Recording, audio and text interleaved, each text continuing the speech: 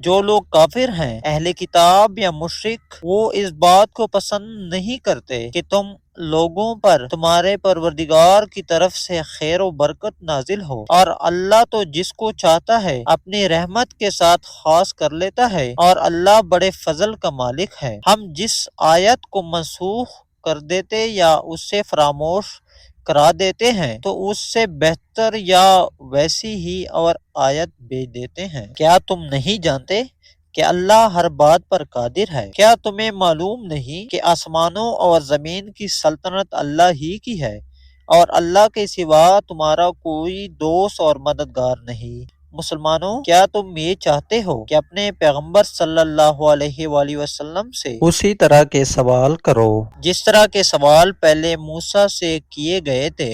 اور جس شخص نے ایمان چھوڑ کر اس کے بدلے کفر لیا تو یقیناً وہ سیدھے رستے سے بھٹک گیا۔ بہت سے اہل کتاب اپنے دل کی جلن سے یہ چاہتے ہیں کہ ایمان لا چکنے کے بعد تم کو پھر کافر بنا دیں، حالانکہ ان پر حق ظاہر ہو چکا ہے، تو تم معاف کر دو اور درگزر کرو یہاں تک کہ اللہ اپنا دوسرا حکم بھیجے۔ بے شک اللہ ہر بات پر قادر ہے۔ اور نماز ادا کرتے رہو اور زکوٰۃ دیتے رہو، اور جو بلائی اپنے لیے آگے بھیج رکھو گے اس کو اللہ کے ہاں پالو گے۔ کچھ شک نہیں کہ اللہ تمہارے سب کاموں کو دیکھ رہا ہے۔ اور یہودی اور عیسائی کہتے ہیں کہ یہودیوں اور عیسائیوں کے سوا کوئی بہشت میں نہیں جانے گا۔ یہ ان لوگوں کے خیالات باطل ہیں۔ اے پیغمبر، ان سے کہہ دو کہ اگر سچے ہو تو دلیل پیش کرو۔ ہاں کیوں نہیں، جو شخص اللہ کے آگے گردن جھکا دے، یعنی ایمان لے آئے اور وہ نیکوکار بھی ہو، تو اس کا صلہ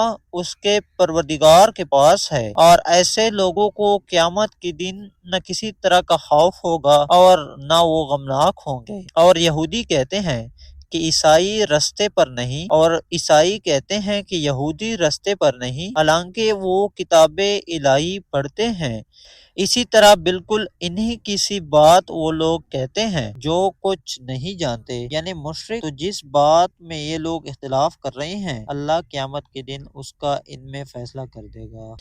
اور اس سے بڑھ کر ظالم کون جو اللہ کی مسجدوں میں اللہ کے نام کا ذکر کیے جانے کو منع کرے اور ان کی ویرانی کے لیے کوشش کرے؟ ان لوگوں کو کچھ حق نہیں کہ ان مسجدوں میں داخل ہوں مگر ڈرتے ہوئے۔ ان کے لیے دنیا میں رسوائی ہے اور آخرت میں بڑا عذاب۔ اور مشرق اور مغرب سب اللہ ہی کا ہے، تو جدھر بھی تم رخ کرو ادھر ہی اللہ کی ذات ہے۔ بے شک اللہ صاحب وسعت ہے، باخبر ہے۔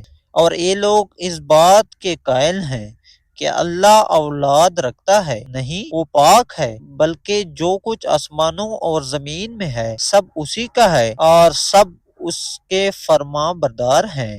وہی آسمانوں اور زمین کا پیدا کرنے والا ہے، اور جب کوئی کام کرنا چاہتا ہے تو اس کو ارشاد فرما دیتا ہے کہ ہو جا، تو وہ ہو جاتا ہے۔ اور جو لوگ کچھ نہیں جانتے یعنی مشرک، وہ کہتے ہیں کہ اللہ ہم سے کلام کیوں نہیں کرتا، یا ہمارے پاس کوئی نشانی کیوں نہیں آتی۔ اسی طرح جو لوگ ان سے پہلے تھے وہ بھی انہی کی سی باتیں کیا کرتے تھے۔ ان لوگوں کے دل آپس میں ملتے جلتے ہیں۔ جو لوگ صاحب یقین ہیں ان کے سمجھانے کے لیے ہم نے نشانیاں بیان کر دی ہیں۔ اے پیغمبر، ہم نے تم کو سچائی کے ساتھ خوشخبری سنانے والا اور ڈرانے والا بنا کر بھیجا ہے، اور اہل دوزخ کے بارے میں تم سے کچھ پرسش نہیں ہوگی، اور تم سے نہ تو یہودی کبھی خوش ہوں گے اور نہ عیسائی، یہاں تک کہ ان کے مذہب کی پیروی اختیار کر لو۔ ان سے کہہ دو کہ اللہ کی ہدایت یعنی دین اسلام ہی ہدایت ہے، اور اے پیغمبر، اگر تم اپنے پاس علم یعنی وحی الہی کے آ جانے پر بھی ان کی خواہشوں پر چلو گے تو تم کو اللہ کی پکڑ سے بچانے والا نہ کوئی دوست ہوگا نہ کوئی مددگار۔